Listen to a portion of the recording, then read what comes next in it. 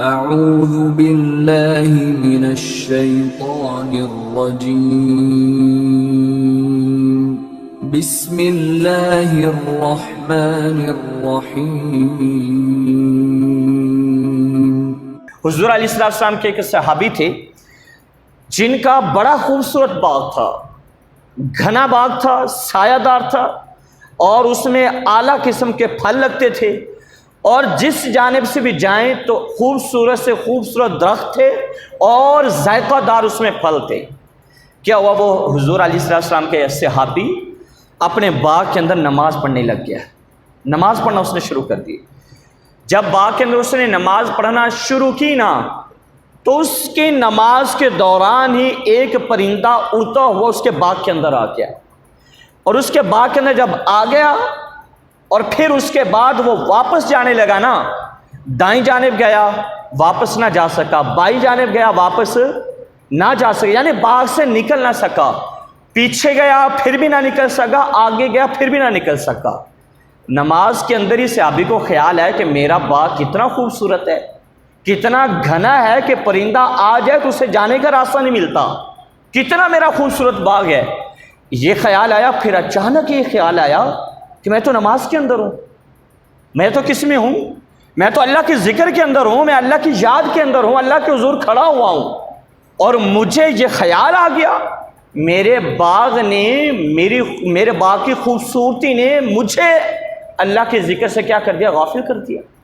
وہ بھاگا، نماز سے فارغ ہونے کے بعد وہ بھاگا حضور علیہ السلام کی بارگاہ میں، اور جا کر عرض کرنے لگا، یا رسول اللہ صلی اللہ تعالی علیہ وسلم، میں نے یہ اپنا باغ اللہ کی راہ کے اندر دینا ہے، میں نے اللہ کی راہ میں دینا ہے۔ کیوں؟ اس لیے کہ یہ باغ اللہ کے ذکر میں رکاوٹ بنا ہے، اور مجھے یہ پسند نہیں جو چیز اللہ کی راہ میں رکاوٹ بنے، بندش کا باعث بنے، اسے میں اپنے پاس نہیں رکھوں گا، میں اسے کیا کر دوں گا، فی سبیل اللہ۔ اس نے اپنا باغ اللہ کی راہ میں کیا کر دیا، وقف کر دیا، اللہ کی راہ میں خرچ کر دیا، کہ یہ باغ اللہ کے ذکر کے اندر رکاوٹ ہے اور اللہ تبارک و تعالیٰ کی یاد میں بندش کا باعث بن رہا ہے، لہذا میں اسے رکھوں گا نہیں۔ یہ تھا تقوی خاص لوگوں کا، اخص الخاص کا، کہ اللہ کی یاد میں جو بھی چیز غفلت کا باعث بنے اس چیز کو ترک کر دینا، اس کی چھوڑ دینا، اس سے کنارہ کرنا، اس سے اجتناب کرنا، پرہیز کرنا، یا خاص الخاص کا کیا ہے، تقوی ہے۔ اللہ تبارک و تعالیٰ نے فرمایا، یا ایھا الذین آمنوا اتقوا اللہ، اللہ سے ڈرو، ولتنظر، اور دیکھو، غور و فکر کرو، سوچو، ہر بندہ یہ سوچے، ولتنظر نفس ما قدمت لغد، کہ اس نے کل کے لیے کیا تیاری کر کے رکھی ہے، اس نے کل کے لیے، آگے کے لیے کیا تیار کر کے رکھا ہے۔ اور ہمارے اسلاف اور ہمارے بزرگوں کا طریقہ کار یہی تھا کہ وہ اپنا حساب کرتے تھے، اپنا محاسبہ کرتے تھے، اور دن اور رات اپنے اعمال کو دیکھتے تھے کہ کون سے میرے اعمال اچھے ہیں، کون سے برے ہیں۔ اور شیخ عبد القادر الجیلانی رضی اللہ تعالی عنہ نے کمال ارشاد فرمایا، آپ نے فرمایا، حضرت شیخ عبد القادر الجیلانی رضی اللہ تعالی عنہ آپ فرماتے ہیں کہ جو بندہ روزانہ اپنا محاسبہ کرتا ہے نا، اپنا حساب کرتا ہے، آج حالت یہ ہے اپنے آپ کو نہیں دیکھنا، دوسروں کو دیکھنا ہے، یعنی اپنے حساب کی ہمیں کوئی فکر نہیں ہے، دوسروں کے حساب کی فکر ہے، دوسرا کیا کر رہا ہے، دوسرا کہاں سے کما رہا ہے، دوسرا کہاں سے کھا رہا ہے، دوسرا کتنی نمازیں پڑھ رہا ہے، دوسرا کون سے گناہوں سے بچ رہا ہے۔ آج ہر بندہ دوسرے کو چیک کرنے میں لگا ہوا ہے، اپنے آپ کو چیک کرنے میں لگا، اپنے آپ کو کوئی نہیں چیک کرتا، اپنے آپ کو کوئی بھی۔ تو ہمارے اسلاف کا طریقہ کار یہ تھا کہ وہ اپنے آپ کو چیک کرتے تھے، اپنا حساب کرتے تھے، اپنا محاسبہ کرتے تھے، اور قرآن مجید میں بھی یہی فرمانا ہے کہ تم اپنا حساب کرو،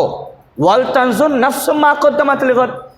اور دیکھو تم نے کل کے لیے کیا تیاری کی ہے، اللہ کی بارگاہ میں کیا اعمال بھیجے ہیں، کون سی اللہ کی فرما برداریاں کی ہیں، کتنی نمازیں پڑھی ہیں، اور کتنا اللہ اللہ کیا، اور کتنا ذکر کیا، کتنی تسبیحات کی، اور اللہ تبارک و تعالیٰ اور اس کے محبوب صلی اللہ تعالیٰ علیہ وسلم کو کتنا راضی کیا تم لوگوں نے۔ یہ ہے اپنا محاسبہ۔ شیخ عبد القادر جیلانی رضی اللہ تعالیٰ عنہ آپ فرماتے ہیں کہ جو بندہ اپنا حساب کرتا رہے نا، اپنا حساب، فرمایا کہ کل قیامت والے دن اللہ پاک اس بندے سے حساب نہیں لے گا۔